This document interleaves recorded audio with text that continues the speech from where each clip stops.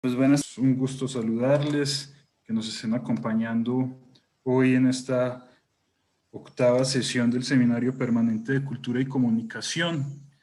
Es un seminario de discusión, de debate y de investigación que tenemos en el Centro de Estudios de la Cultura y la Comunicación, coordinado por la profesora Elisa Raskin y el profesor Homero Ávila, y que, bueno, ya lleva un par de años funcionando.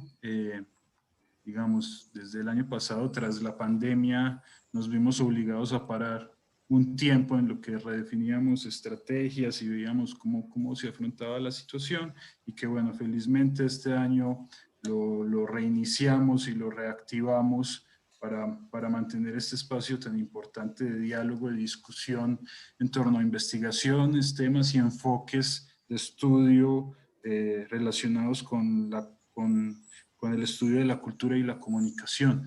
Entonces les doy las gracias, la bienvenida. La idea del seminario, más que ser un espacio de impartición magistral de una temática, es que es un seminario colectivo de construcción, de discusión, de debate y de reflexión.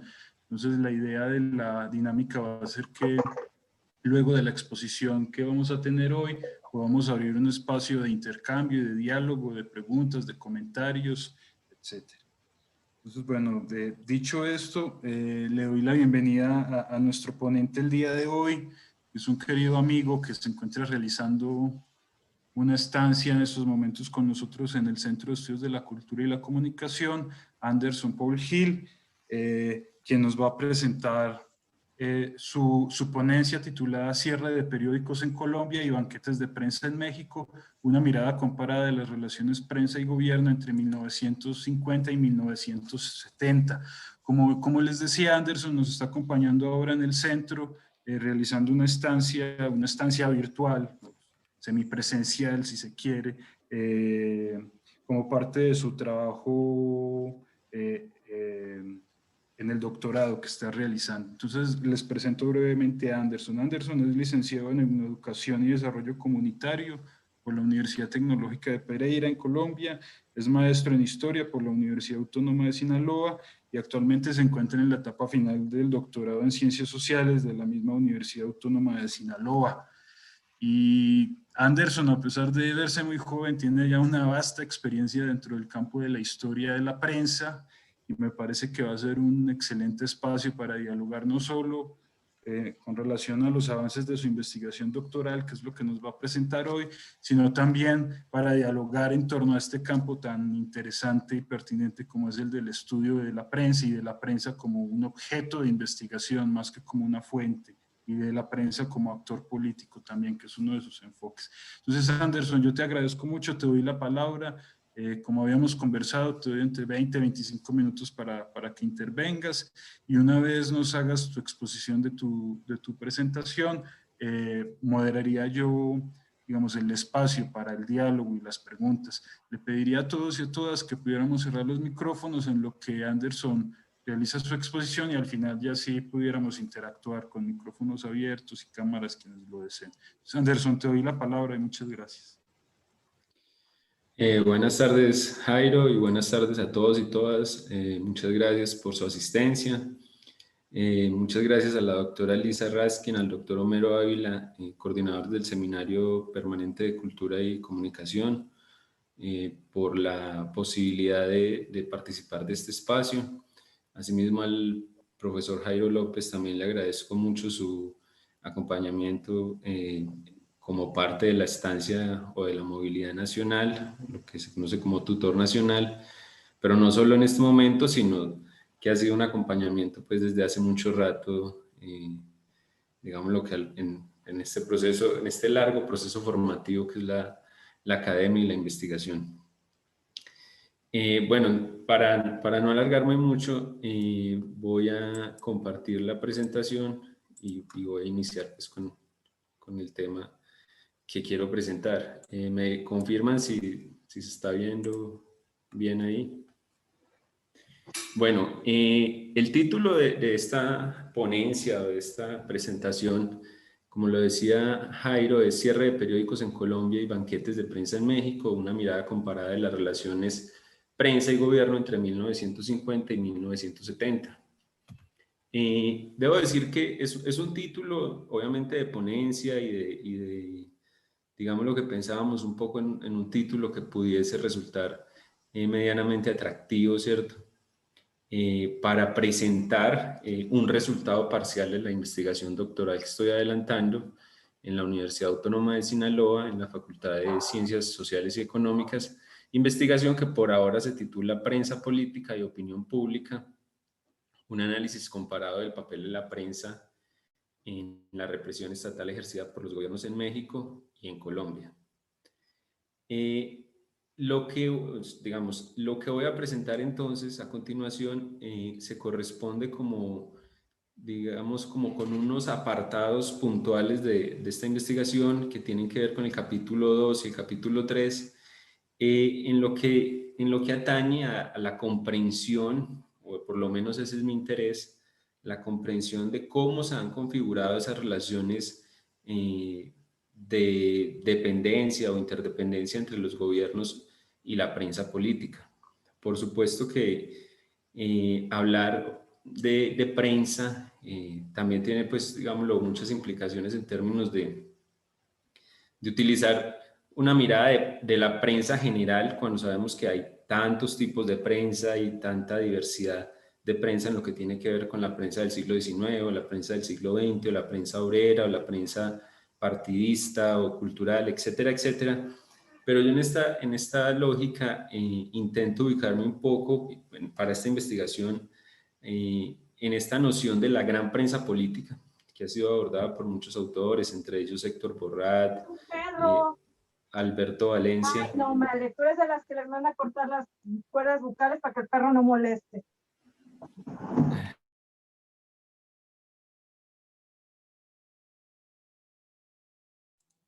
Activa tu micrófono, Anderson. Que se...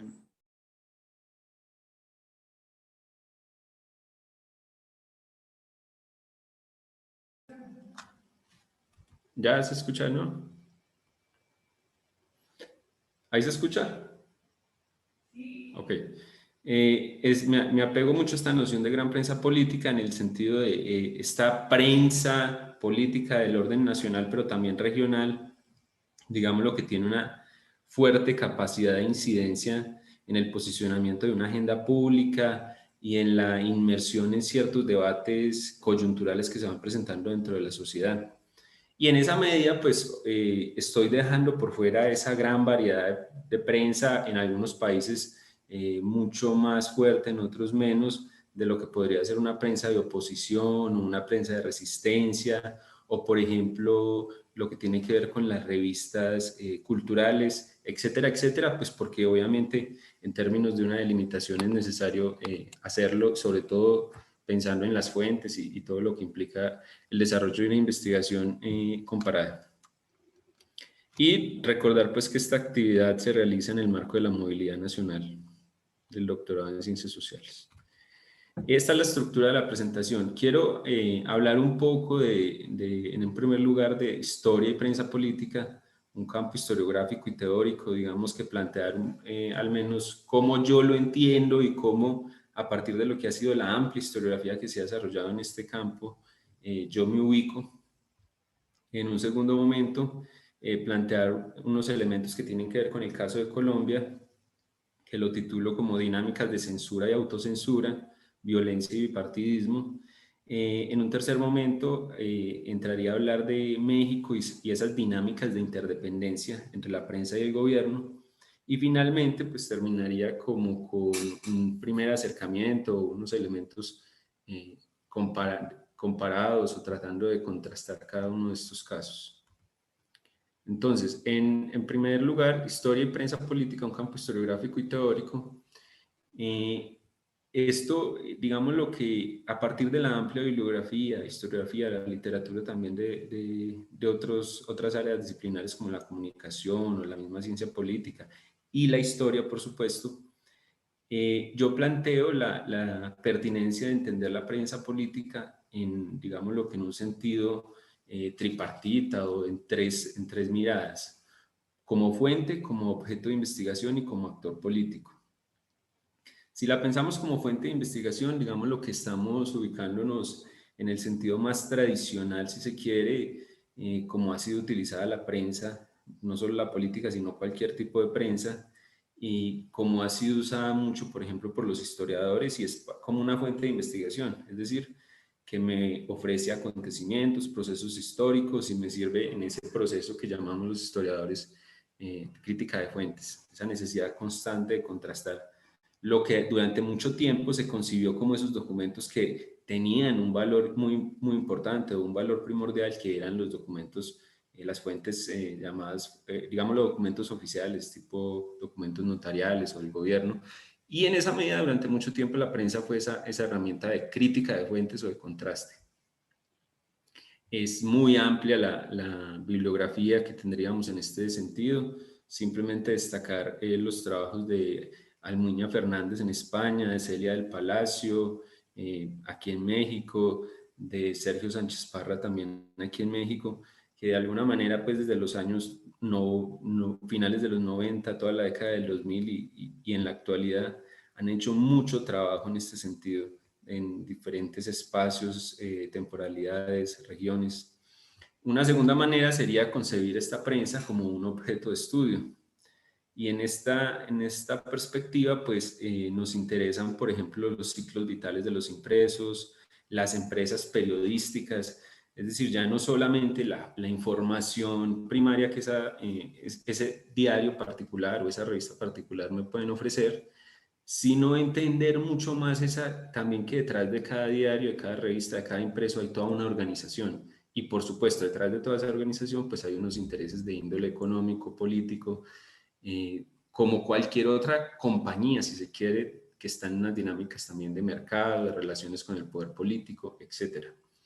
Y en este mismo sentido, es muy importante, cuando pensamos en la prensa como objeto de estudio, preguntarnos por el público escritor y el público lector, ¿cierto? Es decir, además de los dueños de esta empresa periodística, quiénes son los que escriben en ella, por qué escriben de esa manera, cuáles son sus intereses, cuáles pueden haber sido sus formaciones, y por qué escriben de una manera, y también siempre sería lo ideal quiénes leen, cuáles son los consumidores de este tipo de prensa.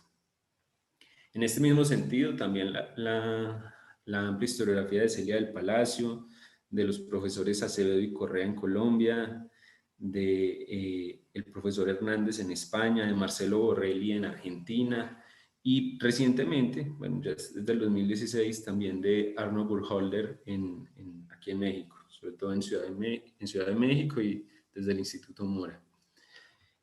Y como actor, digamos, lo que ver la prensa como actor político ya implica ampliar también o darle como un poco una vuelta a esta mirada, en el sentido de, bueno, ya no solo es la información y ya no solo es una organización la que está detrás de todo esto, sino que además es un sujeto que adquiere casi esa connotación de sujeto político, que no solamente está interesado en informar, sino que claramente quiere intervenir y posicionar temas y posicionar debates, soluciones, problemas, etcétera, etcétera, ¿cierto? Es decir, no es la prensa que simplemente toma partido, ¿no? Es tomar partido, pero porque hay toda una agenda pública que tiene un direccionamiento, un lugar hacia donde se debe avanzar en cuanto a la consecución de objetivos políticos principalmente. Y esto nos lleva a plantear entonces la prensa como parte de ese sistema político, ya no como algo abstracto o algo lejano a ese sistema político, sino como algo que está dentro de ese sistema político y por lo tanto hace parte de los conflictos o interviene en ellos. En ese sentido también es muy importante los planteamientos que hicieron en su momento François Javier Guerra, Héctor Borrat, Mirta Kircher, Foncuberta y Borrat y Smith y otros, insisto, muchos autores en este sentido han planteado pues grandes aportes. Y todo esto, digamos lo que de manera particular y para la investigación que estoy desarrollando como tesis doctoral, yo intento o busco transversalizarlo a partir de las conceptualizaciones de opinión pública con Habermas, espacio público de Chartier y violencia y represión estatal de González Calleja. En el sentido, pues, de que son las, digamos, lo que esos lentes de análisis que me permiten a mí trabajar con esa prensa política de los años 60, 70 y 80, y que me llevan a tratar de comprender qué es lo que puede haber detrás de todos estos intereses políticos y que llevan a que la gran prensa política haya participado de una u otra manera en las dinámicas de represión estatal, legitimándolas o cuestionándolas. Entonces, dentro de este gran marco que, bueno, pienso que un gran marco que acabo de plantear, como les decía en un principio, uno de mis intereses, que corresponde como al capítulo 2 y 3, está ahí como todavía por asentarse, es el esfuerzo por comprender. Bueno, pero cuando llegamos digámoslo, a la temporalidad central de estudio, que en este caso serían los años 70, 60, 70 y 80, nos encontramos con una gran prensa política tanto en Colombia como en México, pero entrar solamente a analizar esa gran prensa política como fuente de información o como empresas periodísticas nos dirían algo, pero necesitamos también, es mi perspectiva, necesitamos comprender cómo es que se ha llegado a la existencia de esa gran prensa política, cuáles han sido algunos de esos elementos centrales que han configurado las relaciones de esa prensa política con el gobierno. Y en esa medida es que hago un acercamiento a los dos casos, a Colombia y a México. En el caso de Colombia, que es el segundo punto de esta presentación y que titulo Dinámicas de censura, autocensura, violencia y bipartidismo, tiene que ver con la posibilidad de establecer, digámoslo, en unos antecedentes al periodo y durante el periodo mismo de estudio, la existencia como de dos momentos, ya los vamos a ver, de dos momentos en esas relaciones entre gran prensa política y gobierno, que van a permitir que en el caso colombiano sea como mucho más evidente en qué momento se ha presentado una censura directa, con cierre de periódicos, con clausura de periódicos, con control sobre todo aquello que se imprime y se divulga, y en qué momento no. Eso ya lo vamos a ver con México. En México se torna como mucho más complejo establecer esas variaciones de manera tan radical. Y en el caso colombiano, además, esto ha estado sometido, por supuesto, en el siglo XX a dos elementos centrales de nuestra historia política, que es, por un lado, la violencia y por el otro, el bipartidismo, ¿cierto? La existencia del Partido Liberal y Partido Conservador de manera muy fuerte y consolidada durante gran parte del siglo XX, y que un poco cuando empiezan a perder ese poderío electoral o de participación política, es cuando también surgen muchos de los problemas que se pueden aunar a la violencia política. En ese sentido, los dos periodos que planteo o subperiodizaciones que planteo para el caso de Colombia son estos. El primero lo llamo como una censura directa, ¿cierto? Entre 1948 y 1957, y el segundo como un periodo de autocensura, acuerdos entre el gobierno y la prensa, que este es mucho más amplio y que iría de 1958 a 1982. En este primer subperiodo nos encontramos varios elementos que son claves en esas relaciones entre prensa y política. El primero tiene que ver con el contexto de violencia política bipartidista que se presenta en Colombia desde los años 30, en lo que conocemos como la República Liberal, pero que, digamos, lo que se van a detonar con una mayor fuerza a partir de abril de 1948. Pero no es que ahí empiece, es más bien ese es como el punto visible de una violencia que se venía acumulando durante las primeras décadas del siglo XX. Pero entonces esto va a detonar una fecha histórica que conocemos como el llamado Bogotazo, pero donde va a cobrar mucha relevancia para los gobiernos, en este caso el gobierno del presidente Mariano Ospina, el papel de los medios de comunicación, para el momento el papel de la prensa y la radio. Estos medios van a ser responsabilizados por parte del presidente Mariano Ospina y los presidentes que le siguieron, Laureano Gómez y Roberto Urdaneta, y luego el propio presidente militar, Gustavo Rojas Pinilla, van a hacer hincapié en que el escenario de violencia que vamos a vivir durante el 48 al 57, una violencia extrema, una violencia que se da en los campos, pero que obviamente también tiene algunas manifestaciones urbanas y que generó mucho desplazamiento y que se considera que es un momento central ahí como en ese paso de la vida colombiana rural a la vida urbana, va a ser, entonces estos gobiernos van a decir que esto fue casi que ocasionado, que digamos lo que tuvo un alto grado de responsabilidad la prensa política.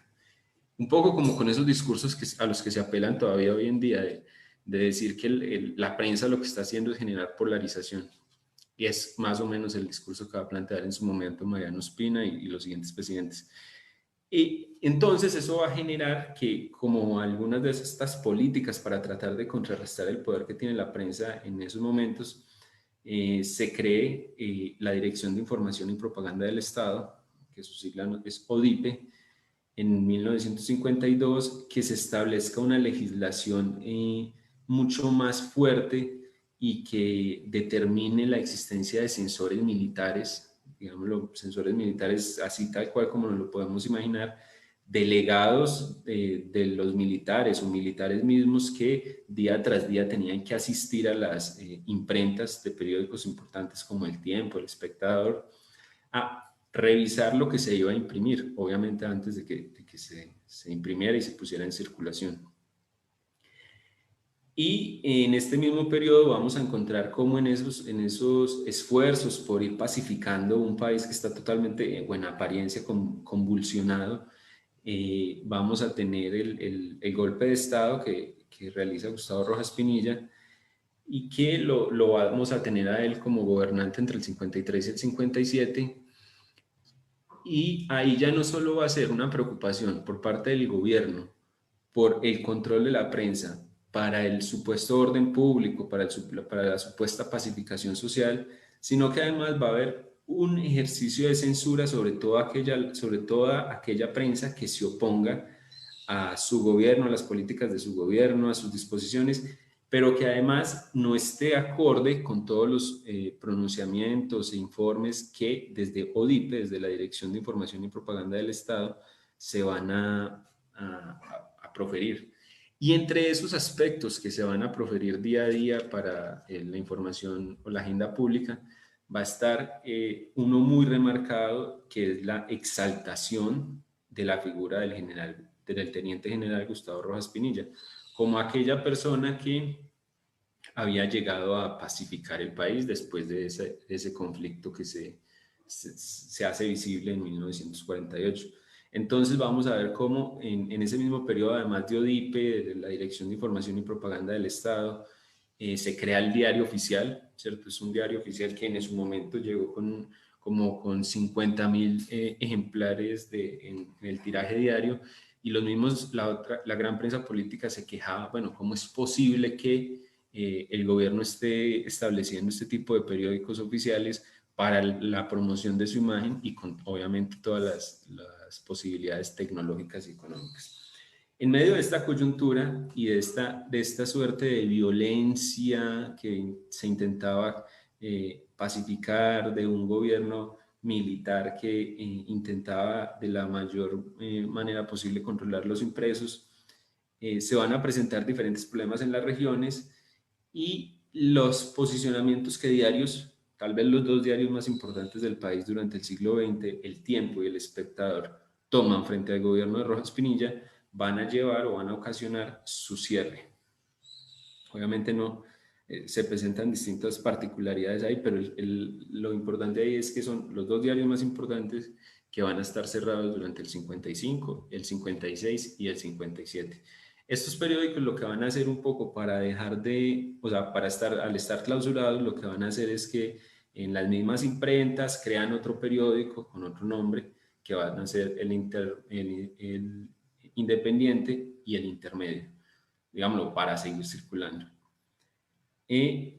Pero esto, digamos que este periodo es muy importante, a pesar de que apenas sea 10 años, no solo por todo lo que ocurre, sino porque lo que va a marcar hacia adelante es una posición de la prensa política como mucho más consciente de las implicaciones que tiene la ruptura con el poder político. Y eso va a estar presente durante las siguientes décadas, durante el periodo que vamos a ver, esa convicción de la prensa política de cómo el poder político la puede afectar o los puede afectar. Aquí tenemos simplemente como algunas imágenes o portadas de periódicos o imágenes de prensa centrales de esa exaltación que se le va a exigir a la prensa política durante el periodo de Gustavo Rojas Pinilla. Es una exaltación tremenda a su imagen, a lo que él significaba, como si con él empezara un nuevo momento de la nación. Bueno, eso ya lo hemos visto también en otros contextos, ¿cierto? Incluso recientes, donde con un gobernante y con este gobernante empezaba un nuevo comienzo, por así decirlo. De alguna manera, en medio de toda esta censura que se va a presentar, la caricatura, siempre como una herramienta que está ahí, que puede jugar con la sátira, con la ironía, va a ser como de esas, las caricaturas y algunas editoriales van a ser de esas pocas herramientas dentro de la propia prensa que van a poder resistir o que van a poder, digamos, que plantear ahí oposición a lo señalado por Rojas Pinilla. En este caso vemos una caricatura de Carrizosa, uno de los caricaturistas más famosos de la época, y me parece muy importante pues, mostrar lo que dice en la parte de abajo. ¿La censuramos por inmoral, muchachos? Sí, ¿cierto? Es decir, es la tónica que asumió el gobierno frente a la prensa durante este periodo. Ahora vemos que hay unos censores aparentemente civiles, pero también, y fue lo sorprendente pues, de este periodo, fueron censores militares. En la prensa regional también, no solo en la gran prensa nacional. El caso del Tiempo y El Espectador, que son como esos dos periódicos que se cierran y que también otros, pero digamos lo que generaron esa impresión, no solo en Colombia, sino incluso en el continente, y ya vamos a ver que también se generaron como algunos pronunciamientos de solidaridad. Clausurado El Espectador, El Tiempo, El Espectador todavía no había sido clausurado, pero posteriormente va a ser, en el mismo 1955 va a ser clausurado.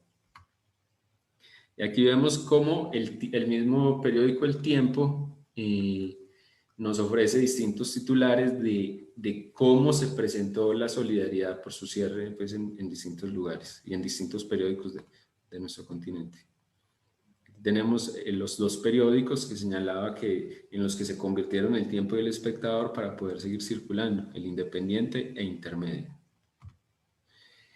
Bueno, esto nos lleva al segundo subperiodo que tiene que ver con, digamos, lo que la autocensura, y es donde yo digo, bueno, se marcó tanto la censura en el periodo anterior que ahora lo que vamos a ver es una suerte de autocensura que se mantiene desde 1958 hasta 1982, y que ahí se va a romper porque obviamente en ese momento empiezan otros problemas políticos y sociales del país, otras dinámicas, la propiedad de la prensa también se va transformando, entra el mercado, digámoslo, capitales privados, ya no familiares, sino de otros sectores, a esta dinámica de la propiedad de la prensa, y todo esto va a generar de alguna manera un cambio.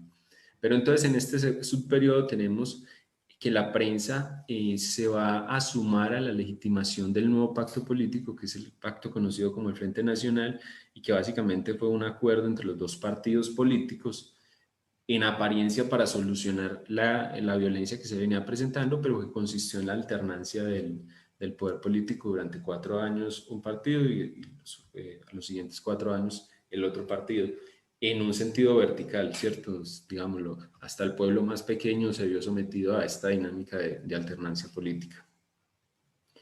Entonces, nuevamente la prensa un poco, pero ya no por instrucción directa como lo hizo con Rojas Pinilla, sino por unos acuerdos implícitos que se van a presentar incluso en congresos y en reuniones que se realizan entre los periodistas y los políticos.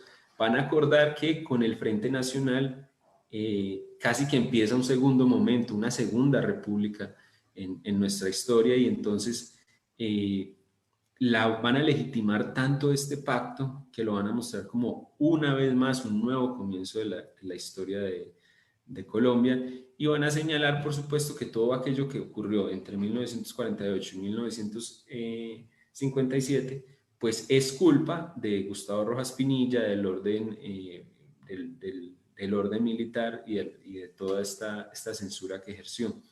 Pero digámoslo que en cierta medida van a culpabilizar a un solo actor de una serie muy amplia y muy compleja de procesos que tienen que ver con la violencia que ocurrieron en esa década y que venían desde antes y que por supuesto también tienen como los principales culpables a los partidos políticos.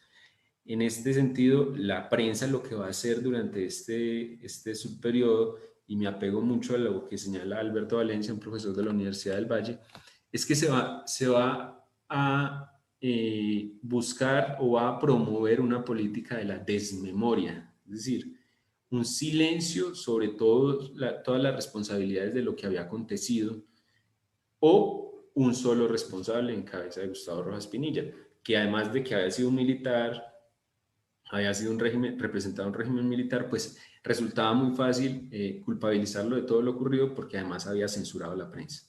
Y eso ya lo ha convertido a nivel Latinoamérica en un dictador. Los medios de comunicación, prensa, radio y televisión se convierten entonces en voceros legitimadores de este pacto político. La prensa empieza a configurar esto que es muy importante pues en la dinámica de la forma como la prensa va a representar a los actores políticos, y es el nosotros frente al ellos, ¿cierto? ¿Quiénes estamos de acuerdo con este Frente Nacional, con este nuevo pacto de república, y quiénes no? Quienes no, seguramente es que representan digamos, lo que todavía los coletazos que quedan del periodo militar. Por lo tanto, se va a presentar una disminución de la censura formal, digamos lo que los censores, la vigilancia sobre los periódicos desaparece, y todo esto se va a convertir como en una dinámica de autocensura, donde empiezan a haber presiones económicas, pero de otra índole, acuerdos implícitos entre gobierno y empresarios de la prensa sobre cómo, y los periodistas mismos, sobre cómo se debe informar, en función de ya principios que empiezan a aparecer cada vez más fuertes, como la paz de la nación, la armonía de la nación, estos conceptos que lo que hacen es limitar esa aparente libertad informativa que tenían los diarios. Pero al tiempo, como el Frente Nacional, ese acuerdo político representó de alguna manera el cierre de las oportunidades de participación política para muchos sectores, porque solamente tenían esa oportunidad formal de participar en política los dos partidos tradicionales, pues van a surgir algunos diarios, periódicos y revistas alternativos que van a ser reprimidos durante el periodo posterior. La relación política y periodismo vivió entonces tensiones por cuenta de quienes no legitimaron el Frente Nacional. Surge una prensa de oposición liderada por el Movimiento Revolucionario Liberal y la Alianza Popular ANAPO, de López Michelsen y de Gustavo Rojas Pinilla. Se desata una persecución contra la prensa opositora, contra sus intelectuales y periodistas. Empiezan, ya obviamente estamos en un contexto continental de Guerra Fría, y empiezan a haber muchas asociaciones entre oposición política nacional con comunismo, persecución del comunismo, esfuerzos por desestabilizar al país, etcétera, etcétera. En 1962 se realizó el encuentro de representantes de diarios, donde se acordó, algo que no es increíble, se acordó que no habrían pronunciamientos de parte de la gran prensa política sobre lo que había ocurrido en el periodo de la violencia política, es decir, del 48 al 57, de lo que estábamos hablando ahora rato. Entonces, bueno, dice uno, o sea, ya esa autocensura no era porque se fueran a cerrar los periódicos, sino porque ya habían unas dinámicas de intercambio distintas. Al finalizar el Frente Nacional, que termina en 1974, se va a fortalecer el triángulo entre medios, poder y empresarios. Llegan a los medios los capitales de otros sectores, financiero, comercio, industria, en una prensa, en una gran prensa política que desde el siglo XIX, y obviamente estos son antecedentes que no podía señalar tan fácilmente, desde el siglo XIX había sido principalmente familiar. Y se van a vivir momentos fuertes de represión a la prensa de oposición a partir de 1975, con una recurrencia de declaraciones de estados de sitio, emergencia de la protesta social como el Gran Paro Cívico Nacional de 1977 y la promulgación en 1978 del Estatuto de Seguridad, una ley de inteligencia que le otorgó a las fuerzas militares mayores posibilidades para detener líderes sociales, para detener líderes políticos y para allanar o tomar, por ejemplo, imprentas de revistas de oposición. Una de ellas, la revista Alternativa, que va a circular durante estos años, que era una revista que había creado Gabriel García Márquez. Voy a avanzar un poco más a la ligera para no quedarme sin presentar algunos de los elementos del tercer punto, que sería entonces el de México. Y en este caso hablamos, o lo propongo yo, como unas dinámicas de interdependencia entre la prensa y el gobierno.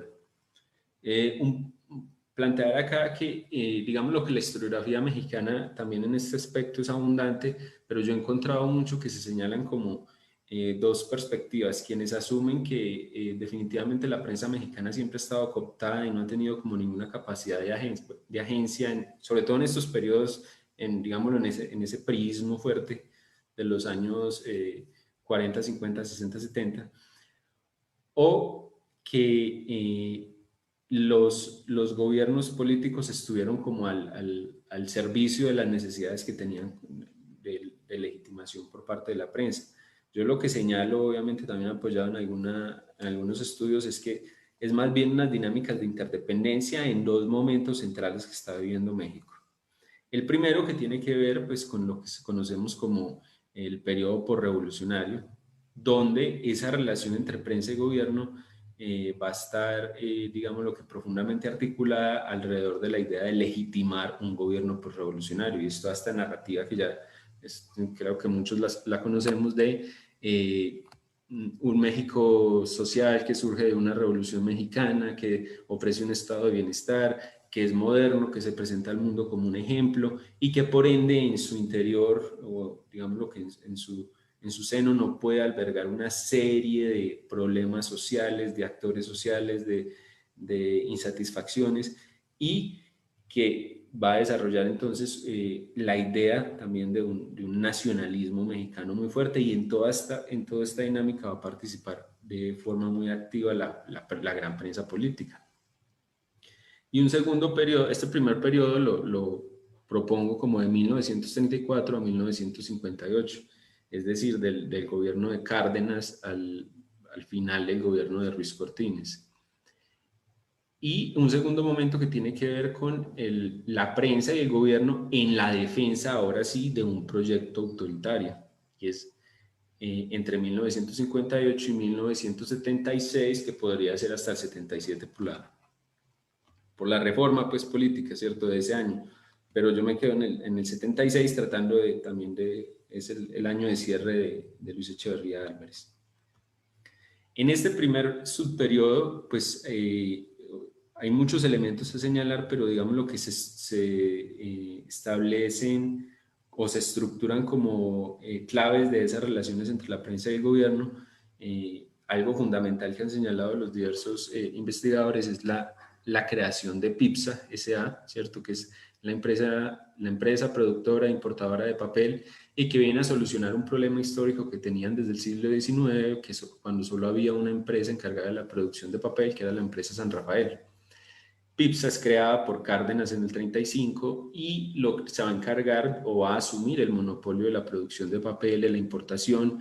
Digámoslo que de alguna manera es una excelente forma como Cárdenas establece una relación colaborativa con los impresos. Esta empresa él la crea a petición de los empresarios del periodismo, porque la empresa San Rafael, coincidiendo pues con el periodo de los años 30, incrementa los precios, no puede seguir produciendo la misma cantidad de papel, y entonces hay conflictos entre editores, empresarios del periodismo y esta empresa, y Cárdenas va a mediar creando esta organización. Obviamente sobre PIPSA hay todo un debate en torno a quienes plantean que PIPSA, al otorgar créditos del papel periódico, al ser quien compraba el papel periódico en Estados Unidos y Canadá, al hecho de que el papel periódico se distribuyera utilizando los ferrocarriles de México por las distintas regiones, Entonces hay autores que señalan que no, que esto no es necesariamente una forma de cooptación o una forma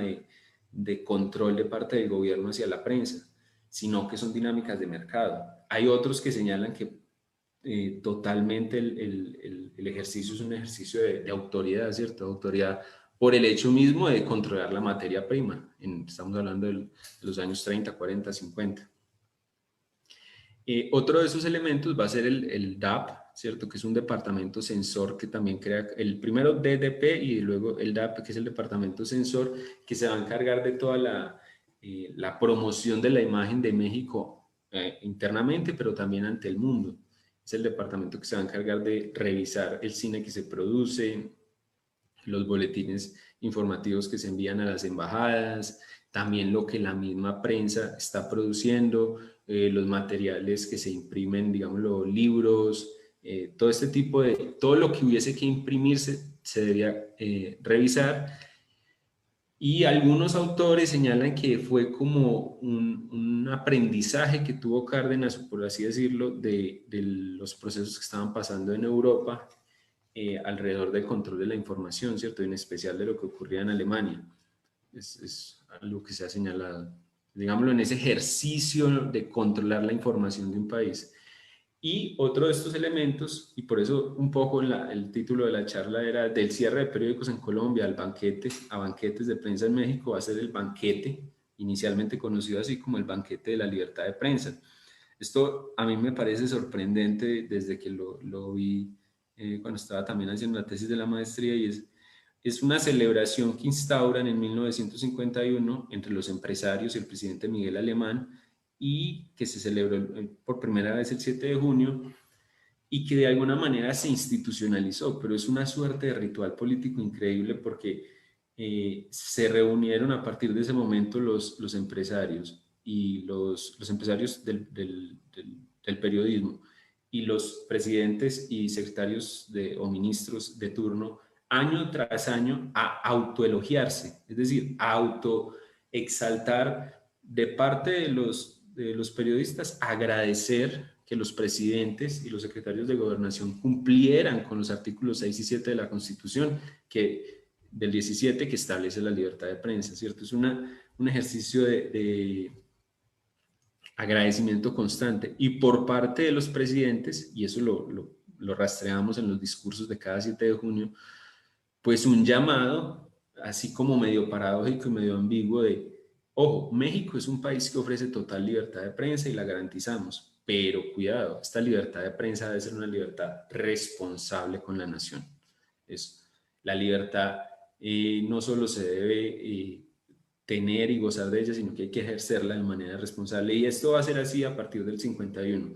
Entonces, de alguna manera van a ser como tres elementos que se van a mantener y que van a mostrar cómo son unas relaciones, si se quiere, muy armónicas entre prensa y gobierno en función de legitimar esa idea de un régimen o de un México postrevolucionario que se muestra ante el mundo, que es moderno, que va a asistir a la mitad de siglo de la manera, digámoslo, mejor posible, en momentos en los que se están revolucionando cosas, va a ocurrir luego la revolución cubana, en que están pasando cosas en Europa, en que está totalmente candente Sudamérica. México se va a mostrar siempre como un país donde, no, esto aquí ya se solucionó desde la década del 10 y del 20, ¿cierto?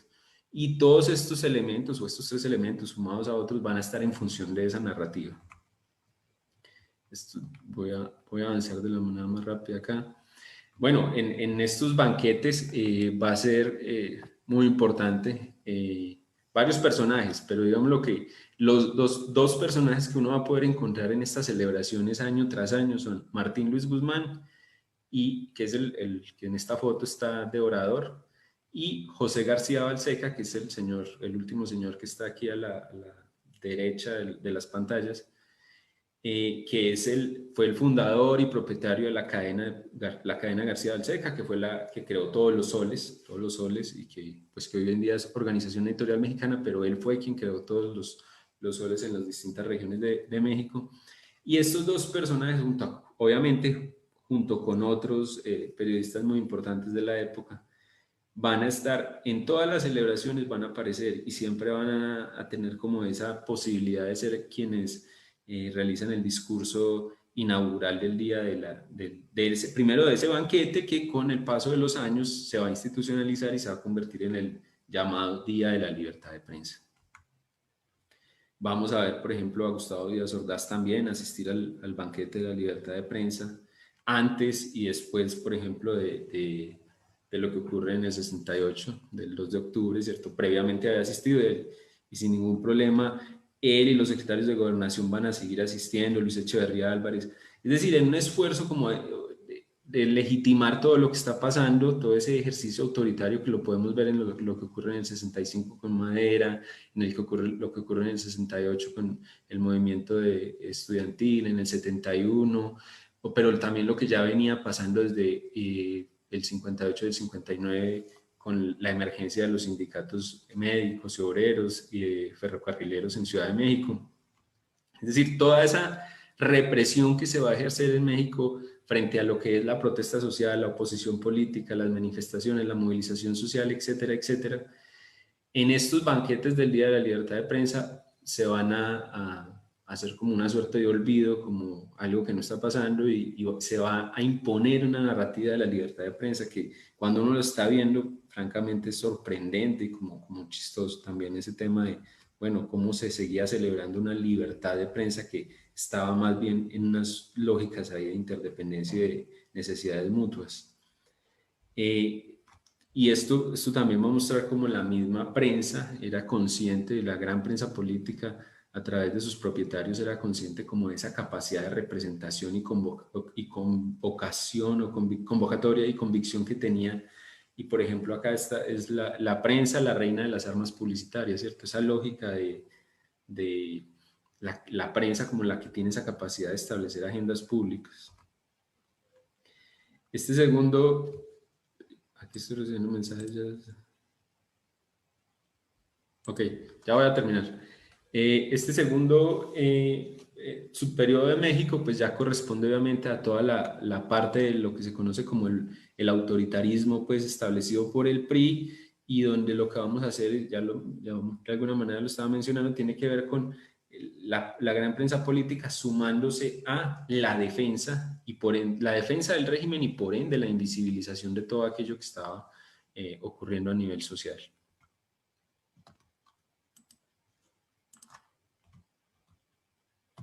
Simplemente ya para terminar, aquí señalar entonces un punto final. En el primer periodo de México entonces encontramos la existencia de instituciones como el DAP, PIPSA, y en Colombia como ODIPE, el Diario Oficial, Censores Militares. En México se da más como la defensa de un proyecto político aunado a la revolución, y en Colombia es como la defensa de estas botas militares, la defensa de una idea de pacificación. Mientras que en México hay una ritualidad política constante de buenos amigos y de una aparente libertad, en Colombia sobre todo se presenta una censura directa.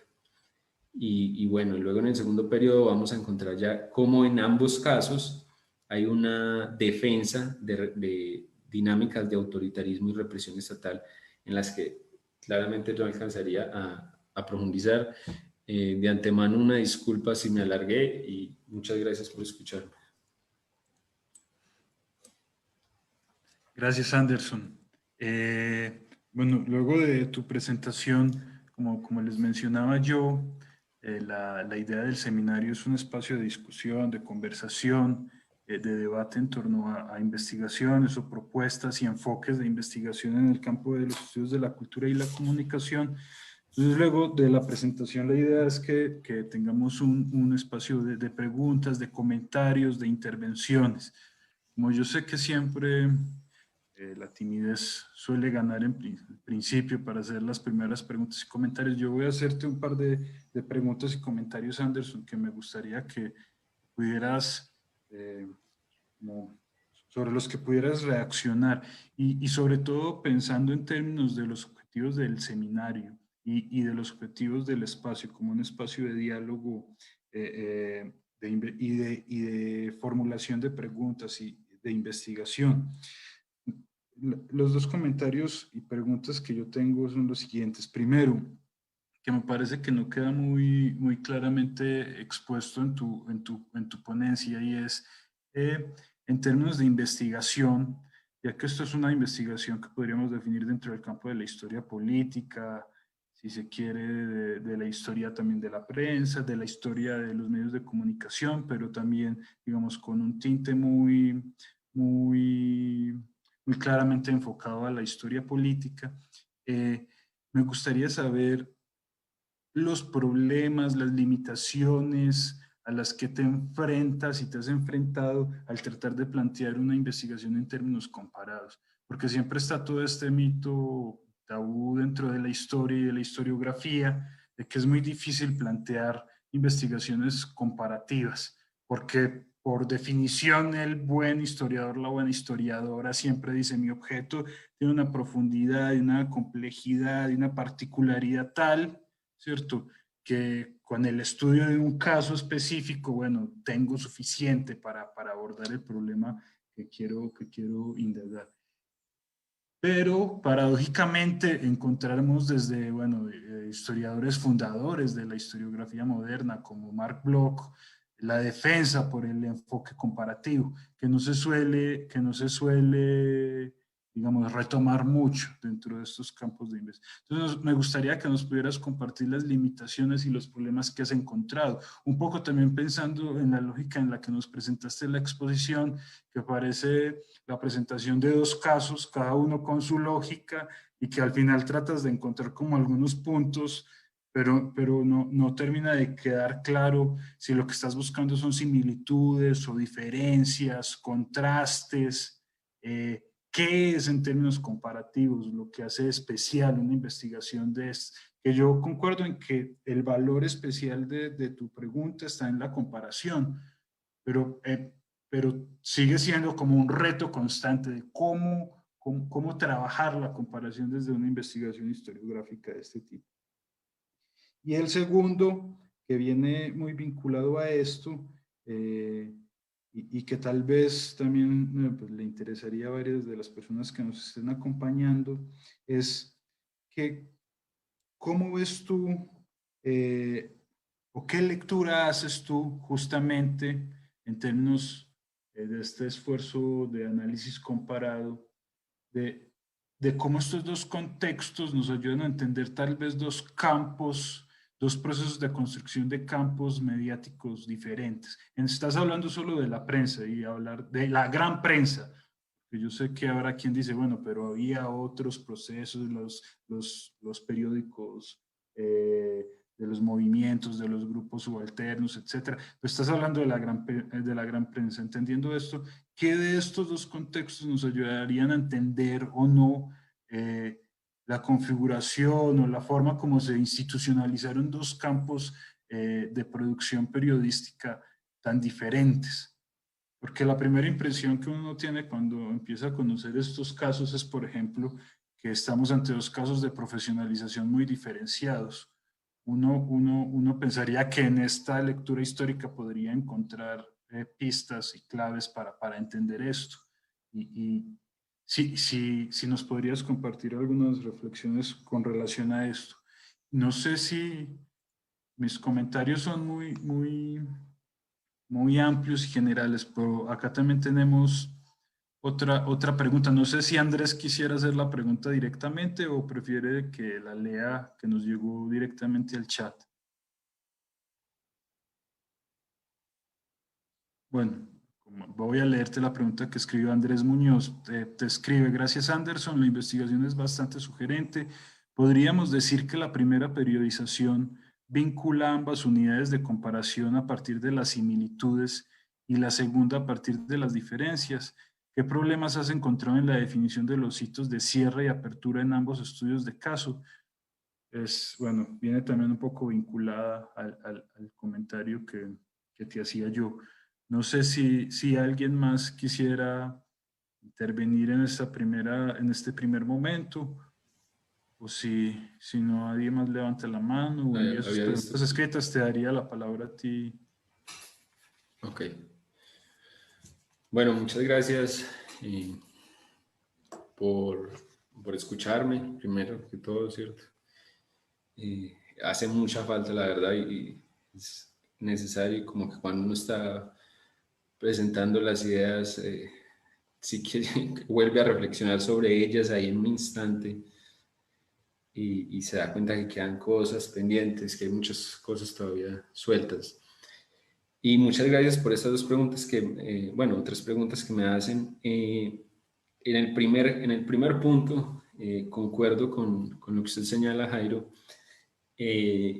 frente a los límites de lo comparado cuando se hace historiografía o cuando se hace investigación histórica. Y es algo tenaz porque, bueno, si alguien está trabajando desde la sociología, desde la ciencia política y se plantea lo comparado, es profundamente celebrado, ¿cierto? Es como que no sé si estamos en el boom de lo comparado en estas disciplinas o por lo menos como que tienen claro el aporte y para qué y así, si se comparan dos o más casos, ¿qué van a lograr?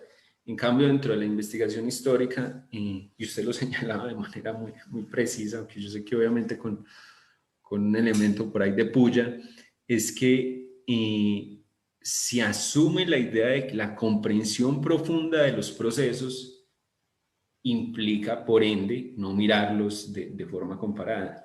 Entonces, bueno, yo empezaba a tratar de establecer una lógica para poder abordar esta investigación, porque en un comienzo precisamente recibí ese tipo de comentarios, como, bueno, no, mejor, ya en la maestría trabajó México, pues continuar trabajando México, ¿cierto? Y evitar ese tipo de problemas. Y por supuesto que llegué a Marc Bloch en ese sentido y uno dice, bueno, si Marc Bloch desde los años 30 está reivindicando de esta manera tan tremenda la investigación comparada y está diciendo que no tenemos necesariamente que comparar en esa búsqueda de diferencias y similitudes o que no tenemos necesariamente que comparar dos casos o dos contextos que en apariencia sean tan similares, sino que precisamente si los contextos son en apariencia muy distintos, nos pueden ayudar y nos pueden enriquecer mucho la mirada y la comprensión de los procesos históricos y eso es en parte la riqueza de lo que estamos ganando. Yo decía, bueno, debo tratar de encontrar una lógica que me permita apoyarme en este llamado que hace Bloch en los años 30 y que se dejó difuminar en muchos sentidos y que lo perdimos. Pero ¿cómo lo hago, cierto? ¿Cómo lo hago? Y ahí empezaba a mirar mucho como algunas investigaciones de las ciencias sociales. Yo, bueno, los historiadores siempre hemos, para bien o para mal, dialogado con las ciencias sociales y entonces empezaba a mirar cómo los estudios de caso comparados, la aplicación de metodologías de coyunturas, me podría ayudar a comparar estos procesos para que sin dejar de plantear un proceso histórico en cada caso, a veces incluso puede ser descriptivo, ¿cierto? Por un poco como lógica histórica de contar algo que estaba sucediendo, pero bueno, también como desde una perspectiva analítica mirar sucesos puntuales. Entonces lo que yo hice, bueno, obviamente con la ayuda de mi comité tutorial, fue establecer en ese periodo de estudio unas coyunturas, ¿cierto? Unas coyunturas centrales, porque bueno, si la pregunta era la represión estatal, pues tenía que establecer unos momentos en los que considero que esa represión estatal hace ebullición, ¿cierto? O bueno, que cobra más fuerza. Y pues hay muchos estudios que le permiten a uno, por ejemplo, establecer, y está Mauricio Archila, ¿cierto? Y otros muchos para Colombia, saber que esa década del 70 es una década de mucha conflictividad social, paros cívicos, estados de sitio, estatuto de seguridad. Entonces yo dije, bueno, voy a establecer esos momentos claves y yo sé que esa parte metodológicamente puedes recibir muchas críticas, ¿cierto? Sobre todo desde el ámbito histórico, porque bueno, la coyuntura puede ser la punta del iceberg de lo que estaba pasando y se puede perder muchos elementos procesuales o de configuración histórica. Pero finalmente también tiene uno que tomar como ese tipo de decisiones si quería insistir con un enfoque comparado, ¿cierto? Ya como para concretar, yo pienso que finalmente sí es el aporte, de alguna medida va a ser el aporte de la tesis, lo comparado no solo en esta mirada de cómo se van configurando esas relaciones prensa-gobierno, sino de, bueno, cómo se posiciona finalmente la gran prensa política en los 70 frente a la represión. Yo pienso que de alguna manera el hecho de poder entrar también en diálogo, el aporte mío va a poder entrar en diálogo con otra historiografía, por ejemplo, la historiografía argentina y chilena, donde ellos han trabajado esto muchísimo, muchísimo, tratando de comprender cómo es que funcionan los regímenes autoritarios o en apariencia democráticos frente a los procesos de conflictividad social. Y sobre todo para tratar de establecer también algunos elementos, y ahí diálogo un poco con Eduardo González Calleja, en el sentido de que la represión no solo es una represión directa, ¿cierto? Sino que hay una cantidad de dinámicas de represión que son como represiones sutiles, o lo que podríamos llamar como que desincentivan la movilización de muchas formas, y ahí es donde la prensa política está muy presente y lo ha estado en otros contextos. Yo quiero también corroborar, verificar y tratar de mirar en qué medida sí, en qué medida no lo ha estado en los contextos de Colombia y México, ¿cierto? Frente a la segunda pregunta que usted me hacía, no lo coloqué, bueno, no puse no hice menciones al proceso de lo que podríamos llamar institucionalización periodística o del campo mediático, como usted lo decía, ¿cierto? De estos dos países, pero obviamente uno encuentra diferencias en un contexto como el colombiano, que empiezan a discutir la idea de un estatuto del periodista hasta 1975. Y hay todo un esfuerzo por reivindicar al periodista empírico, porque es un mismo ejercicio que están haciendo los periodistas empíricos de reivindicar esa tradición que han tenido de participar en el periodismo siendo políticos, y en Colombia está muy clara esa imbricación entre políticos y periodistas. Y entonces un proceso como de formación universitaria de los periodistas muy tardío, bueno, no sé en un marco global qué tan tardío sea, pero tardío comparado con México, ¿cierto? Ya, seguramente me dirán que acá también pudo haber sido tardío, pero en cambio en el caso de México encuentro que desde los años, por ejemplo, la cadena García Balseca, desde los años 47, 48, crea una primera academia de formación de periodistas. Obviamente no en un sentido profesional, pero ya empieza a hablar de la formación de periodistas. Luego en los años 50 la UNAM y la Universidad Veracruzana van a ser las primeras universidades en crear como escuelas de periodismo.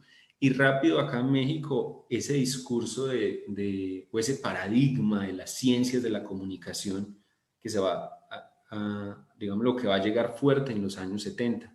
Y ahí ya también pues hay otras dinámicas de la formación de profesionales en comunicación, donde la prensa deja de ser como el centro de del periodismo, ¿cierto? Como quizás todavía lo podría seguir siendo en contextos más tradicionales como el colombiano, y aparecen otra serie de medios y otra serie de dinámicas.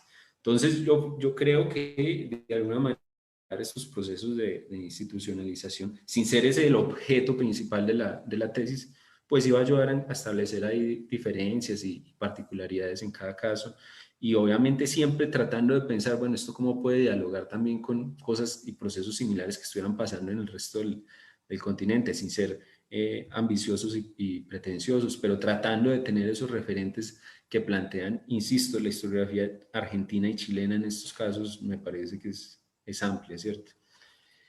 Y la pregunta que realizaba Andrés, muchas gracias Andrés por acompañarme y por hacer la pregunta. Sí, de entrada es lo que he encontrado, ¿cierto? Digamos lo que en esa primera subperiodización en ambos casos se pueden ver mucho más diferencias, porque la censura colombiana es evidente, y es la censura además en el marco de un contexto de violencia política, una violencia política que es visible en las ciudades y también en la ruralidad. Y eso, por supuesto, tiene digamos, unas dinámicas, una obsesión por el orden público, por la pacificación, por el control de la sociedad, ese control que en apariencia se ha perdido, pero que en realidad los estudios muestran que desde los años 30 hay un problema de violencia tremendo en las regiones colombianas, ¿cierto? Y en cambio, en el caso de México, pues es la exaltación y que está aunado a un nacionalismo que sabemos que está presente en muchas otras esferas, como el arte, la música, la comida, etcétera, etcétera, ¿cierto? Y es demostrar a México, porque es demostrar, ¿cierto? Es porque lo que se ha hecho no es cualquier cosa, y porque ha superado una revolución social de la mejor manera, etcétera, etcétera. Entonces ahí claro que hay unas diferencias en las necesidades que la prensa tiene hacia el gobierno y que el gobierno tiene hacia la prensa. Y en la segunda subperiodización en cada caso, pues el marco mismo de la geopolítica, de los procesos globales, nos van a decir que la década de los 60, 70 ya va a ser un momento de mayor ebullición social, de movilización, de protesta. Hay muchas otras dinámicas que hacen que la población salga a marchar, a manifestarse, los sindicatos, los obreros, estudiantes, etcétera, las guerrillas que van a aparecer tanto en México como en Colombia. Y por supuesto que eso pone por lo menos a los gobiernos y a la prensa como en una misma actitud, ¿cierto? Y es el enemigo externo, el enemigo interno, el enemigo que en muchos sentidos es un enemigo que es, hasta más decirlo, esas ideas extranjeras que llegan, ¿cierto? Esa lógica del enemigo que se impone desde afuera y que por ende lo ven manifestado en quien se está movilizando. Bueno, no sé si medianamente respondo un poco las preguntas. Gracias, Anderson. No sé si alguien quisiera hacer algún comentario, pregunta, pudiera hacerlo con el micrófono. Aquí Andrés está pidiendo la palabra. Pues, yo te puedo hacer. Muchas gracias. ¿Se escucha? Sí. Ok. Bueno, yo, primero que todo, gracias Anderson por la conferencia nuevamente. Aquí yo veo que hay como dos tipos de desafío en lo que tiene que ver con lo estrictamente comparativo o con el método comparativo. Y es que no solamente hay dos unidades, dos estudios de caso diferentes desde lo espacial, vamos a decirlo así, como son el caso de Colombia y el caso de México, sino que también hay un desdoblamiento en lo que tiene que ver con lo que has denominado la subperiodización. O sea, también hay un desdoble temporal. Y bueno, eso también complejiza un poco más el análisis, ¿no? Porque estamos partiendo de la idea de que de alguna manera podemos discriminar estos dos periodos en ambos contextos espaciales, ¿sí? Entonces, el desafío que yo veo aquí no solamente, como había preguntado, la cuestión de hallar similitudes y diferencias, sino que también la cosa va por analizar las continuidades y los cambios. Creo que ese es otro par de variables de los que ya habló Mark Bloch en su momento y una cantidad de teóricos que han discurrido sobre estos temas de la historia comparada, a los que realmente pues, los historiadores tenemos bastante temor. Entonces mi pregunta es, ¿te has enfocado más bien en encontrar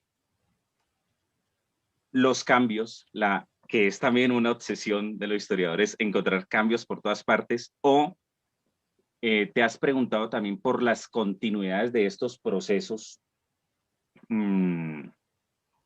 tanto en el caso de México como el de Colombia? Y también quisiera reiterar la segunda pregunta que hice, que me parece un poquito problemática la periodización, en lo que tiene que ver con los hitos de apertura y de cierre de ambos casos. A mí, y lo digo porque a mí también a veces me ha costado mucho delimitar los objetos de estudio temporalmente. Muchas gracias, Anderson. Gracias, Andrés. Bueno, por ahora nadie más ha pedido la palabra, entonces puedes responderle, Andrés. Gracias, Okay. Andrés. Bueno, pues creo que Andrés plantea varios aspectos que sí, que están ahí presentes en el sentido de esos desafíos de lo comparativo. Y no sé hasta qué punto no lo señalé suficientemente, y es como, digamos, lo que el objeto central de la tesis tiene unos periodos puntuales, ¿cierto? Que sería en Colombia 1971, 1982 y en México 1968, 1976. Lo que pasa es que para poderme centrar ahí, ¿cierto? Es en ese periodo, en términos de la gran prensa y la represión política, desde como lo veía también en relación a la historiografía de la prensa, ¿cierto? La idea que señalan tanto los autores, entre ellos François Javier Guerra, de comprender esas dinámicas de la prensa misma, necesitaba tratar de comprender, bueno, cómo se estructuran, cómo se presentan, cómo se dinamizan esas relaciones entre la prensa y el gobierno. Y entonces eso de alguna manera me planteaba pues la necesidad de mirar atrás del mismo periodo mío, ¿cierto? Y tratar de establecer, bueno, un punto de partida en el que punto de partida en ambos casos en el que se visualicen dinámicas relevantes, no en función de la historia política en general, sino en función de mi pregunta, ¿cierto? Que en este caso iba a ser por la relación, por la relación entre prensa y gobierno. Y entonces, sí, por eso, mientras que en México miro lo que hace Cárdenas, 34, ¿cierto? 34 al 40. En Colombia estoy mirando lo que ocurre en el 48, la violencia política. Pero es finalmente una periodización que tengo que establecer, o sea, tengo que establecer de alguna manera, pues porque si no me voy a seguir, o sea, entre más mire hacia atrás, podría seguir avanzando, incluso llegar al siglo XIX y encontrar continuidades en la prensa, ¿cierto? Porque, digámoslo, prensa combativa, prensa partidista, ¿cierto? Entonces, bueno, si estoy pensando en esas relaciones entre prensa y gobierno, necesitaba encontrar en cada uno de los casos momentos claves de partida donde esas relaciones de prensa y gobierno que se van a presentar hacia los 70 se hayan comenzado a dar, o sea, hayan empezado a configurar. Y es ahí donde encuentro que el momento de lo que conocemos como la violencia política en Colombia, el 48, ese momento de ebullición, es central, ¿cierto? Y plantea una censura directa de la que no se venía, porque durante la República Liberal no se venía de un ejercicio de censura, sino de un ejercicio todavía de una prensa totalmente partidista de periódicos liberales y periódicos conservadores.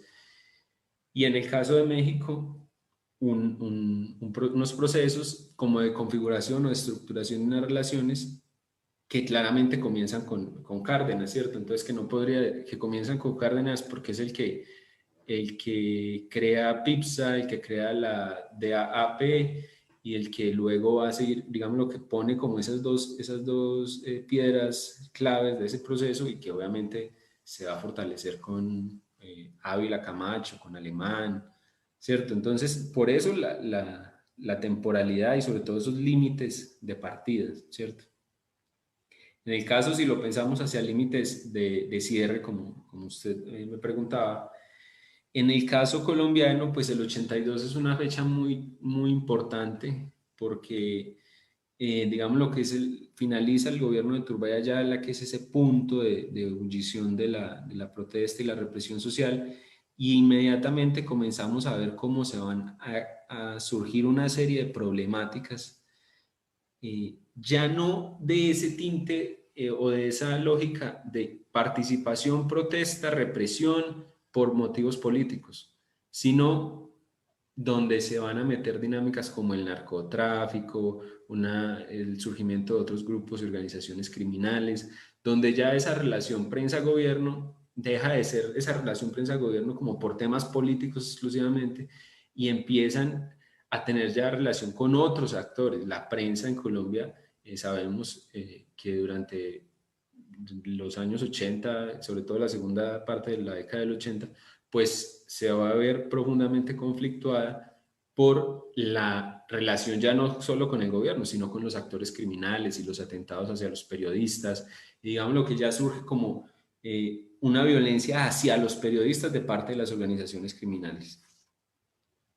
Y en el caso de México, 76-77, pues digamos lo que sabemos que toda esa ebullición social que se presenta desencadena finalmente una reforma política, ¿cierto? Unos esfuerzos hacia una reforma política amplia o no amplia, pero que plantea ya un cambio en las reglas de juego y en la participación política. Pero obviamente concuerdo también, es que son muchas cosas, las preguntas de Andrés, concuerdo en que hay una necesidad de mirar también continuidades y cambios, obviamente, en esas subperiodizaciones y de hacerlo más palpable o más visible. Muchas gracias.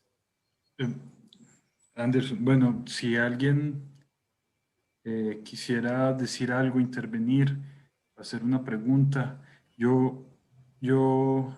Ya te doy la palabra, Alfonso. Algo que se me quedó con estas dos intervenciones que habíamos hecho y luego le doy la palabra al profesor Alfonso. Es común que para el historiador o la historiadora el problema de la periodización, por ejemplo, sea una cosa que no lo deja dormir y no la deja dormir. Es casi los desvela tanto como el problema de las fuentes. Está bien. Pero yo tengo, por ejemplo, más en términos analíticos, un elemento que a mí me parece interesante que se podría problematizar desde tu investigación y que es una cuestión un poco más de matiz, y es, por ejemplo, en tu exposición da la sensación como que nos llevas a la misma conclusión en los dos casos. Más allá de que en un caso se sentaban en el banquete y en el otro era autocensura porque estaba el antecedente, y finalmente la relación prensa y poder político era una en la que todo se alineaba a los intereses de los grupos poderosos, ¿cierto? Es más o menos como lo que podríamos entender. A mí me parece que en términos analíticos sí hay como matices que podrías pensar y hacer. Una cosa es pensar el México del partido hegemónico, digamos, no hay mayor ejemplo de lo que es la hegemonía de un gobierno y de un partido que el del caso mexicano. Y queda claramente establecido cómo desde esa hegemonía y desde esa centralidad del poder presidencial y del partido hegemónico, bueno, la relación con la prensa era esta, o sea, se sentaban todos los diarios a darse palmadas en la espalda con el presidente. Sin embargo, tal vez, y puede ser una manera de hipótesis, el caso colombiano presentaría tal vez particularidades en el sentido de que si bien estamos en un periodo en el que hay también una hegemonía, esto que Jonathan Hartlin llama el periodo del consociacionalismo del Frente Nacional, donde el Partido Liberal y el Partido Conservador se sientan a negociar y se reparten el gobierno cada 4 años, digamos, más allá de que también estamos hablando de un sistema político cerrado, estamos hablando de un sistema político cerrado de todas formas donde sí hay actores que tienen algunas diferencias. Y el Partido Conservador tiene unos intereses y el Partido Liberal otros, más allá de que también vayan al banquete ambos y se sienten a negociar y a repartirse el poder por periodos. Y esto lo digo en el sentido en que sería una intuición y una hipótesis que yo creo que podría ser interesante, en el sentido de que sin duda esto también repercute en el tipo de prensa que puede reflejarse en el periodo y en el tipo de prensa política que puede, digamos, observarse en ese periodo. A lo mejor, por esta lógica que es más consociacionalista, en donde debe haber una negociación entre grupos de poder, esto nos lleva a ver de que hay un campo de la prensa un poco más, yo no quiero decir plural, pero por lo menos donde no está tan homogéneamente marcada la línea de lo que se debe o no se debe decir, como si lo estaba en el caso mexicano. No sé, me parece que este tipo de cosas que no tienen que ver con la cronología ni la fuente, sino que tienen más que ver con cómo pensar analíticamente la comparación, podrían ayudar a seguir encontrando matices en dos casos, porque sí creo muy problemático el que dos casos tan diferentes nos terminan llevando como a conclusiones muy similares, pero no logramos entender, digamos, matices, digamos, estos claroscuros que cada caso nos presenta. Como yo ya he hablado mucho, ahora le doy la palabra entonces a Alfonso y después Elisa también había pedido la palabra.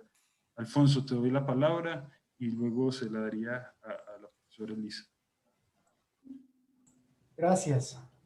Bueno, Anderson, muy interesante.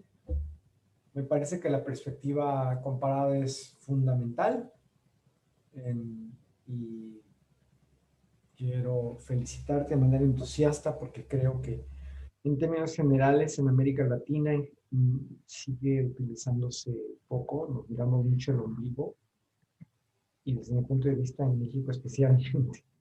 Bien, no pude escuchar desde el principio tu participación, así que espero no estar preguntando algo que hayas abordado, pero bueno, hay muchas cosas que me llaman la atención, pero quiero centrarme en una muy concretamente, en un medio que cumplió un papel muy importante, sui generis, que en su momento fue muy influyente, que en varias etapas recobró cierto protagonismo y que ahora ya no existe, que fue el periódico El Nacional.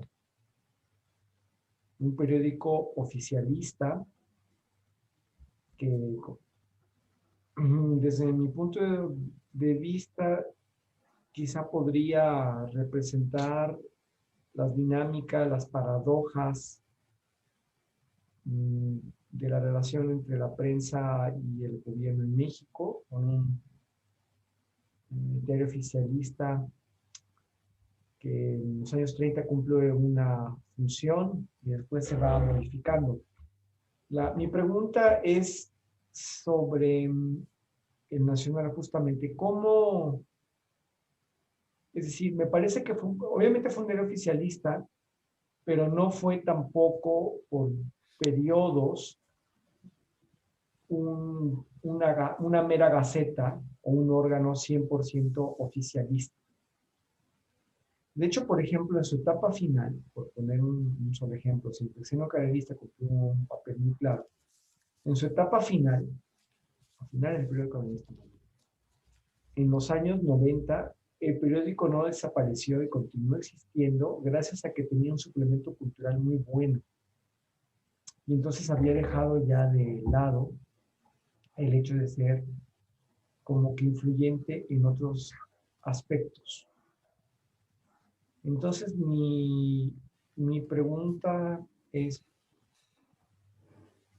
¿cómo podría caracterizarse la relación prensa-gobierno en México a partir de un periódico como El Nacional? Si sirve para mostrar la relación que se mantuvo entre ambos entidades. Gracias, Alfonso. Bueno, le daría también la palabra entonces ahora a Elisa, que la había solicitado, también como para recoger ya estos últimos comentarios y preguntas, para que luego Anderson nos pueda responder. Elisa, te doy la palabra.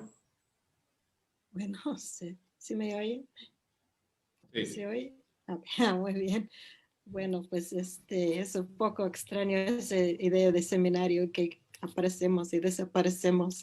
Debemos estar como reunidos en formato de discusión, pero agradezco la plática. Creo que sí es, aunque fue extenso, creo que hay mucho matiz que al estar en tu tesis que no tenemos como tiempo de explorar y creo que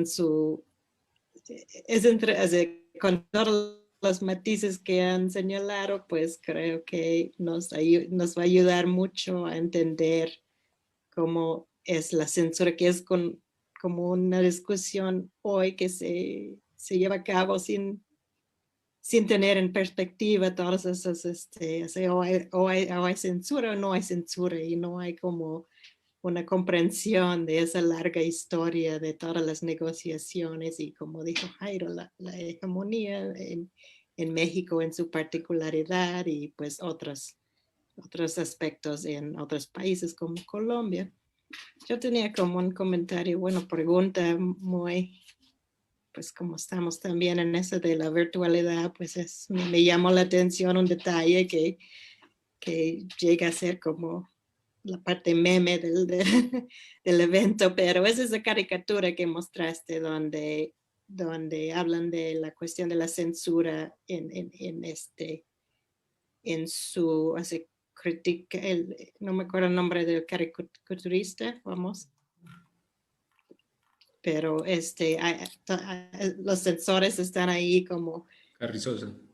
sí, divirtiéndose mucho con una imagen que no vemos, pero parece que por sus caras, parece que es algo de lujuria, ¿no? Algo de algo, y van a censurarlo por inmoral, ¿no? Y bueno, ese es en la parte de donde cuando hay una fuerte censura política y una exaltación de de la fuerza militar y todo eso. Y también en México hablaste de que a grandes rasgos la censura surge como para proteger la imagen de la nación que está siempre defamado desde la revolución. Entonces, me hace pensar en otras caricaturas y otras como representaciones de la censura como hipócrita y sobre todo en la parte de la moral que no, aparte de esa caricatura no hablaste mucho de dónde entra valores, por ejemplo, y en particular como la iglesia como actor entre esos otros, complicando aún más. Alfonso ya habló de la prensa cultural, ¿no? Y ahora sí la cuestión de la religión como algo que está ahí latente posiblemente, o cómo está, como la ves en tus casos, como grandes rasgos, porque no hay mucho tiempo para cubrir todo eso, pero pues gracias. No, gracias a usted, doctora. Gracias, Elisa. Bueno, yo creo que... bueno, Laura también quiere comentar. Te daría la palabra, Laura, y ya le daríamos el micrófono a Anderson para que cerrara. Hola, buenas tardes, ¿me escuchan? Sí, Buenas perfecto. tardes, sí. Hola, pues antes que nada, creo que tu investigación está súper interesante.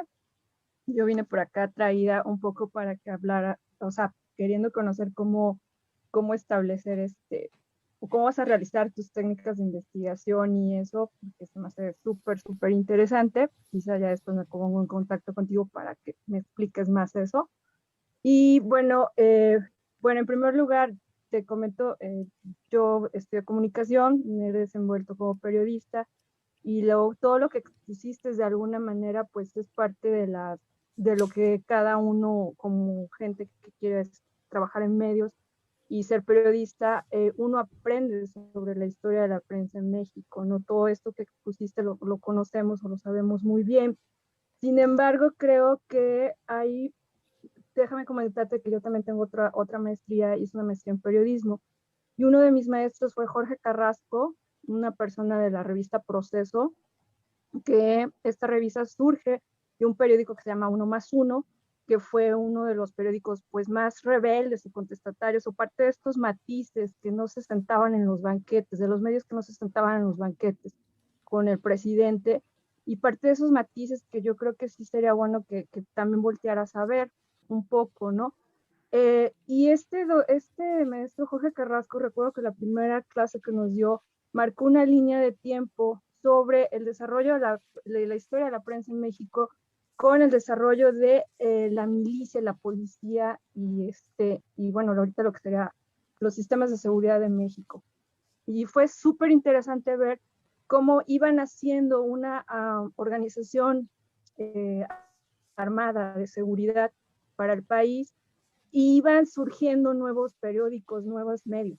Entonces, no sé si mi aportación sea que voltees también a ver esto, porque la relación que tiene el Estado con la prensa en México, al menos en los años que tú estás interesado en estudiar, está también muy vinculada con estos sistemas de seguridad y de organización, que son del Estado, pero que también actúan por debajo del agua y que tienen a la prensa oficial como de vocera, y no nada más como de vocera, sino también que le pasan datos e información para las persecuciones políticas. Entonces, hablas de una violencia directa que en México no es tan visible en los medios, en la prensa, pero sí existe y está muy relacionada. Algunos de los medios que actúan o diarios que estaban muy bien posicionados en esa época, tienen también que ver con estos grupos de gente o de seguridad en el Estado. Algunos de ellos incluso con el tiempo terminan fundando sus propios medios. Entonces, algunos de estos seres de seguridad, ¿no? Agentes de seguridad, pues. Entonces, por ahí te paso el dato, porque yo en esa clase quedé impactada, de verdad, de que no nada más es un sistema empresarial, no nada más es el Estado, sino también tienen esta línea de cómo los grupos de seguridad también se vinculan dentro de las empresas de prensa en México o de periodismo en México, y que también ahorita de alguna manera permiten comprender todas esas violencias no directas que se viven dentro de las redacciones o dentro de las propias empresas de comunicación que hay ahora, y que ahora tenemos desemboca en una violencia ya directa contra los periodistas. Eso era todo. Gracias. Muchas gracias, Laura. Gracias, Laura. Bueno, creo que tienes suficientes comentarios, preguntas, recomendaciones. Creo que te van a servir muchísimo en este proceso de estar siempre pensando en cómo estar problematizando tu investigación. Entonces, les agradezco mucho, Elisa, Alfonso, Laura, Andrés, por los comentarios, las preguntas. Te daría la palabra a Anderson, tal vez en 10 minutos, como para que pudieras hacer un cierre general. No que respondas una a una, pero que si no es el sentido, sino que pudieras hacer un cierre y pudiéramos concluir. Bueno, muchas gracias, Jairo, muchas gracias a Elisa, a Alfonso y a Laura por estas preguntas de la última parte. Bueno, también en esto es muy importante ser sincero, ¿cierto? Cuando no se tienen respuestas para todas las preguntas, porque finalmente es parte también de los aprendizajes que me puedo llevar de este seminario, ¿cierto? Creo que hay algo central que me lo señalan los tres y los cuatro, incluyendo a Jairo, y es los matices, la importancia de los matices. Claro, un poco, yo creo que algo que me ha llevado quizás a perder matices de perspectiva es la idea de esta noción de la gran prensa política y que en cierta medida puede ser problemática en tanto que me termino cayendo en una generalización de aspectos, ¿cierto? Y de dinámicas, sobre todo digámoslo, cada uno de los subperiodos en los que planteo la mirada. Yo pienso que, por ejemplo, Jairo tiene mucha razón y bueno, esa siempre la disculpa, yo creo que el tesista, ¿cierto? En el capítulo de la tesis sí lo dice. En el texto sí, de alguna manera yo creo que sí avanzo hacia esa lógica de que ya en el caso colombiano, del 76 en adelante, sobre todo, se van a ver también muchas diferencias y matices, tanto en la prensa liberal, en la prensa conservadora, ¿cierto? Y en el tema de cómo se posicionan frente a la violencia y frente al gobierno, que es quien a través del Estatuto de Seguridad tiene en ese momento todas las herramientas del control, ¿cierto? Y no va a ser de la misma manera, y de alguna manera no va a ser de la misma manera. Y el hecho de que el Estatuto de Seguridad otorgue esas herramientas para la represión de la ciudadanía en general, de los periódicos, de los periodistas, de los líderes sociales, va a permitir que sí, como a fuerza, emerjan muchas voces contestatarias y sobre todo también impresos, ¿cierto? Impresos alternativos, y por eso mencionaba, por ejemplo, el caso de la revista Alternativa que fundan Gabriel García Márquez y el hermano, ¿cómo es? Enrique Santos, el hermano del expresidente Santos, quienes a pesar de ser como de esa élite cultural el uno, bueno, e intelectual el otro, de todas formas fundan este impreso y tienen posicionamientos muy críticos frente a lo que el gobierno está haciendo. Y por esa razón mismo es allanada la revista, es perseguida y finalmente es bloqueada económicamente. Lo que va a pasar también con El Espectador, ¿cierto? En ese periodo de López Michelsen, El Espectador no se va a comportar también de la misma manera que El Tiempo es totalmente de adscripción liberal, ¿cierto? Y defiende a López Michelsen, mientras que El Espectador no, y además va a entrar en un problema con el grupo gran colombiano, ¿cierto? Y va a terminar también sufriendo una crisis económica producto de todas estas dinámicas. Entonces, claro que en esa parte del periodo propiamente de la investigación caben muchos matices. Y hacia allá tengo que ir, obviamente. Le debo responder también a Alfonso que no logro hacer, no tengo una lectura del Nacional, sinceramente, ¿cierto? Es una tarea con la que quedo ya mismo, ¿cierto? Y es, bueno, ¿qué pudo haber significado y sobre todo, cuál es la relevancia que tienen en estas dinámicas, ¿cierto? Porque no la tengo, entonces no la podría decir. La doctora Elisa me preguntaba sobre la participación de la iglesia, ¿cierto? ¿Cómo es posible que ahí haya como cierto, en esa caricatura pues como que razones morales para censurar? Y pues digamos lo que sí hay una presencia de la iglesia en esas dinámicas, sobre todo de ese periodo de los 50, ¿cierto? En una defensa también del Partido Conservador. Entonces yo creo que sí hay algo por ahí, pero también, insisto, es un tema que no sé hasta dónde lo podría visibilizar la presencia de la iglesia. Creo que en el caso de México está muy ausente de la prensa, ¿cierto? En el caso de México sí la veo muy ausente, pero en el caso de Colombia sí, sobre todo en los años 50, sí está ahí presente, pero tendría que explorarlo más, ¿cierto? Y a Laura le agradezco mucho, tomé nota de Jorge Carrasco, ¿cierto?